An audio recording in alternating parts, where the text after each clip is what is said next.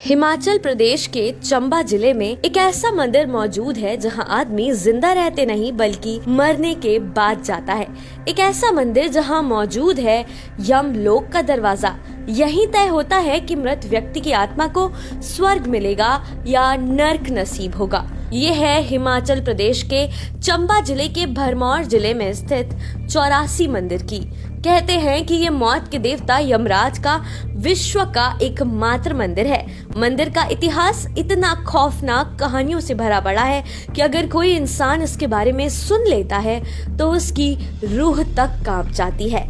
यहाँ आने के बाद आत्मा के पाप और पुण्य दोनों का फैसला करके उसे स्वर्ग और नर्क में भेजा जाता है। मंदिर में आने वाली आत्मा को यमराज के पास जाने से पहले यहाँ चित्रगुप्त के पास जाना पड़ता है। इस मंदिर में एक खाली कमरा है जिसे चित्रगुप्त का कमरा कहा जाता है। चित्रगुप्त यमराज के सचिव हैं जो जीवात्मा के कर्मों का लेखा जोखा रखते हैं। हिंदू धर्म में माना जाता है कि जब किसी प्राणी की मौत हो जाती है तब यमराज के दूत उस व्यक्ति की आत्मा को पकड़कर सबसे पहले इस मंदिर में चित्रगुप्त के सामने हाजिर करते हैं। चित्रगुप्त जीवात्मा के कर्मों का पूरा लेखा जोखा देखते हैं। इसके बाद उस आत्मा को चित्रगुप्त के सामने के कक्ष में ले जाया जाता है। इसे ही चित्रगुप्त की कचहरी कहा जाता है। इस कचहरी के अंदर कोई मूर्ति या छत नहीं है। ये बिल्कुल अदालत के कटघरे की तरह दिखता है। लोग मानते हैं कि इंसान के मरने के बाद उसकी आत्मा कटघरे के अंदर बने उल्टे पैरों के निशान पर खड़ी होती है। मंदिर के एक हिस्से में 2.5 पौड़ी उत्तरा पौड़ी नाम की जगह है जिसके बारे में दावा किया जाता है कि यहाँ वो आत्माएं रहती हैं जिनकी समय से पहले यानी अकाल मृत्यु हो जाती है। इस जगह कैद रहकर वो अपना बचा हुआ समय पूरा किया करती हैं और उसके बाद ही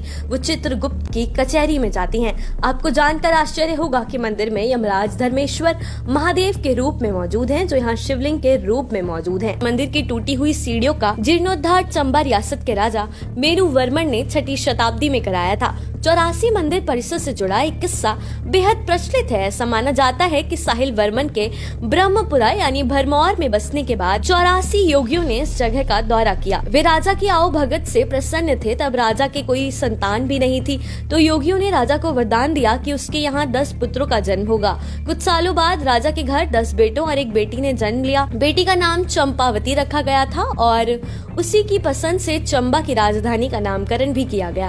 कहते हैं भरमौर का 84 मंदिर उन्हीं 84 योगियों को समर्पित है।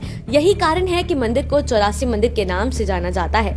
एक दूसरी कथा भी कही जाती है। कहते हैं कि यहाँ पहले माता ब्रह्माणी जी का स्थान था जो ब्रह्मपुत्री थी और पूरे ब्रह्मांड की रानी थी। कहते हैं कि जब शंकर जी इस मार्ग से कैलाश की ओर जा रहे थे तो उन्होंने माता से याचना की कि यहाँ एक रात बिताने दे। तो माता यहाँ से जगह छोड़कर एक रात के लिए थोड़ी दूर ऊपर की ओर पहाड़ों में चली गयी और जब उन्होंने सुबह आकर देखा तो उस जगह 84 योगी धूनी रमाए बैठे हुए थे। इससे माता को क्रोध आ गया और उन्होंने कहा कि आपने मेरे स्थान पर अपना अधिकार जमा लिया है। इसके बाद शंकर जी ने माता को वरदान दिया कि जो भी मेरी कैलाश यात्रा पर आएगा सबसे पहले उसे 84 धाम आना होगा। फिर आप जहाँ ऊपर कुंड के पास विराजमान है वहाँ स्नान करना होगा और फिर मेरे पास पहुँचेगा।